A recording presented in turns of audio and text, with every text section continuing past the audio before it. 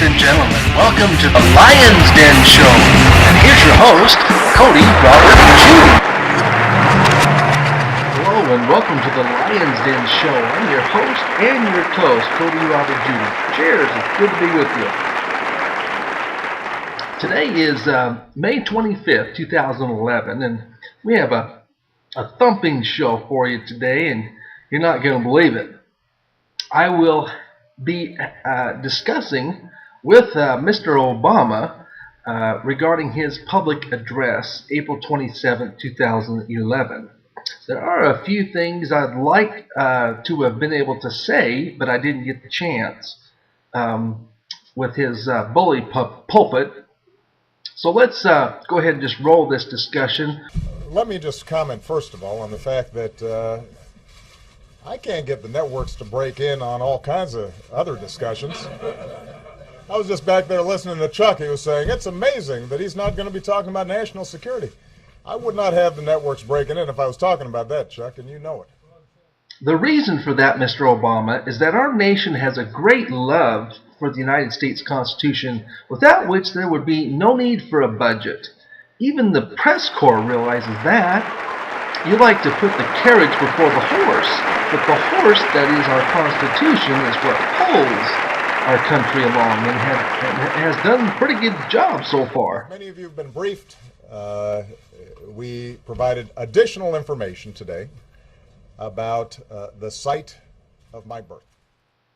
Excuse me. Who is we, Mr. Obama? As I understand this is not a question for anyone but you. The singular word I is more appropriate here because you're the only one who can request and release this private information. You are alone in this. Don't implicate anyone else. Now, this issue has been going on for 2.5 years now. You think? You think? No, Mr. Obama. That is something that you know because you were responding to lawsuits before you took office. The American people simply want their Constitution upheld, and the qualifications of our president is expected and certainly isn't asking too much. The framers and builders of the United States distinguished the office of the president with a qualification that they reserved only for that office, a natural-born citizen. Not just a citizen, as is the requirement for the U.S. representatives and U.S. senator, which is why no one gave you a hard time while running for the office of U.S. senator in Illinois. You remember this article in Celebration, don't you? And I have to say that over the last 2.5 years, I have watched with bemusement. I've been puzzled at the degree to which this thing just kept on going. Amusing and puzzling, that's what you call the qualifications for the office of that you'd like to hold? That's what you call the Constitution, that the office of the president is predominantly elected to protect? Amusing and puzzling? We've had every official in Hawaii, Democrat and Republican, every news outlet that has investigated this, confirmed that, yes, in fact, I was born in Hawaii, August 4th, 1961, in Kapiolani Hospital. We've posted the... You know, Mr. Obama, officials in Hawaii, both Republicans and Democrats, shouldn't have to testify of your birthplace. It took 3 years for you to release this to the public. Why did you put all these people in such an awkward position rather than just releasing your long-form birth certificate like Senator John McCain did? Why do you think that that's amusing and so funny? Certification that is given by the state of Hawaii on the internet for everybody to see. People have provided affidavits. Wait a minute. Wait a minute. Mr. Obama, you just mixed up two different documents. You just stated that we have posted up the certification of live birth, the Hawaii releases. Then you stated the people have provided affidavits that they have seen this birth certificate. Two different documents. You just mixed up two different documents, a certification of live birth and a birth certificate. Why not tell us about the affidavits of these people from specific key positions in Hawaii, if you want some collateral that they have seen the long form birth certificate, and then let us provide to you the affidavits of Mr. Tim Smith, who worked in the Hawaii Health Department, who signed an affidavit stating that there was no long form birth certificate, and also Democratic Governor Neil Abercrombie, a friend of yours and your family's, who stated he could not find one with his executive search as a governor. These are witnesses, Mr. Obama, who are people refuting what you're stating now. Now, normally, I would not comment on something like this because obviously there's a lot of stuff swirling in the press at any given day, and I've got other things to do. But 2 weeks ago, when the Republican House had put forward a budget that will have huge consequences potentially to the country, and when I gave a speech about my budget and how I felt that we needed to invest in education and infrastructure and making sure that we had a strong safety net for our seniors, even as we were closing the deficit, during that entire week, the dominant news story wasn't about these huge monumental choices that we're going to have to make as a nation. It was about my birth certificate. And that was true on most of the news outlets. Mr. Obama, you bring up a good statement here. High consequences to our country. As if having a president who is not qualified for the office by decrees of the Constitution, that the republic for which the people in this country stand for does not have huge consequences to our country. Remember, Mr. Obama, that the United States would not exist without the Constitution. I think that's a pretty huge consequence. What separates us from Africa or Europe or Asia is that our states are united while theirs are not. And how are they united but for the United States Constitution? The demise of this document in the presidential qualifications Americans are so concerned about that you stated you find puzzling and amusing hold each individual state in America together. Just thought I'd remind you of that huge consequence which has served us well thus far. And so I just want to make a larger point here. We've got some enormous challenges out there.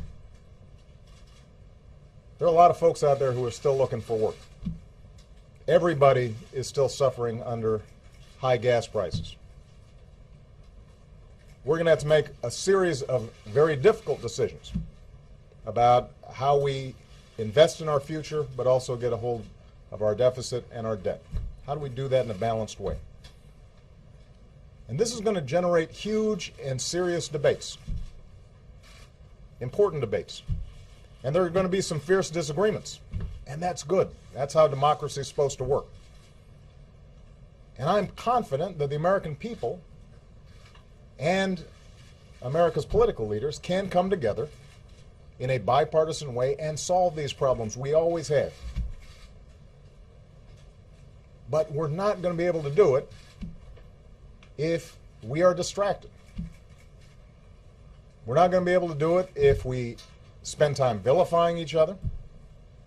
We're not going to be able to do it if we just make stuff up and pretend that facts are not facts. We're not going to be able to solve our problems if we get distracted by sideshows and carnival barkers. Excuse me, Mr. Obama, could you please tell me why our framers and founders of the Constitution of the United States, who were born in this country, provided the clause, or a citizen of the United States at the time of the adoption of this Constitution shall be eligible to the office of the President? If they were born in this country, what else could they have perceived as not being a natural-born citizen, if it were not the citizenship of their parents, in which they were including in the definition of a natural-born citizen, reserved only for the President's position? and not held as a qualification for members of Congress. You, Mr. Obama, are trying to provide distractions. You, Mr. Obama, are vilifying. You, Mr. Obama, are making stuff up. You, Mr. Obama, are pretending that facts aren't facts. You, Mr. Obama, are the leader of a sideshow and the biggest carnival barker this nation has set its sights on. And finally, you, Mr. Obama, have a father who was not a citizen of the United States at the time of the adoption of the Constitution, so are not eligible for the office of the President, which is why I call you Mr. Obama and not Mr. President. We live in a serious time right now, and we have the potential to deal with the issues that we confront in a way that will make our kids and our grandkids and our great-grandkids proud. And I have every confidence that America in the 21st century is going to be able to come out on top just like we always have. But we're going to have to get serious to do it. Now, I know that there's going to be a segment of people for which, no matter what we put out, this issue will not be put to rest. But I'm speaking to the vast majority of the American people, as well as to the press. We do not have time for this kind of silliness. We got better stuff to do. I've got better stuff to do. We got big problems to solve, and I'm confident we can solve them. You are aware, I'm sure, that a high school class that you are supposed to address, who is proud of their commitment to high academic excellence, has proven your long-form birth certificate to be layered and a fraud. You are also aware, no doubt, that no less than 4 document engineers who examine documents for a profession have stated that your long-form birth certificate is a forgery and not necessarily a very good one. And I am sure your hope was to continue the focus on this rather than the definition of a natural-born citizen, of which you fail. Now, not only by the failure of your long-form birth certificate, but the fact that on the long-form birth certificate is the fact that your father was a Kenyan citizen at the time of your birth. I'm sorry, Mr. Obama, but the Constitution is not silly. And the American people have chosen this as the document for our elected representatives to focus on in their oaths. The budget, employment, and high gas prices are considered secondary problems in the Constitution because they must be all considered by a legitimate and qualified president, also determined in our Constitution. I am confident that the framers and founders of our Constitution were confident that the secondary problems could be worked out if we would keep our focus on the document contained in this relatively small and concise 48-page pocketbook called the United States Constitution. I'm Cody Robert Judy. Until next time, cowboy up and spur 'em in the guts.